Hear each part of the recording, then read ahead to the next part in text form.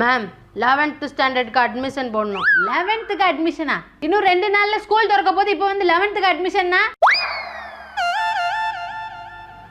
10ஆம் கிளாஸ் படிக்கும்போது தெரியாதோ 11th எப்போ வந்து அட்மிஷன் போடணும்னு? நீலாம் எப்படி பாஸ் ஆன? கடைசி நேரத்துல வந்து அட்மிஷன் கேட்டா நான் எங்க போறது? டா இந்த ஃபார்மை ஃபில் பண்ணி கொடு. Ma'am pen. எது? பென் இருக்கா மேம்? வீட்ல இருந்து ஒரு பென்னு கூட எடுத்துட்டு வர தெரியாதா? படிக்கிற பையன் தானே, படிக்கிற பையன் ஒரு பென்னு கூட வச்சிருக்க மாட்டியா என்ன?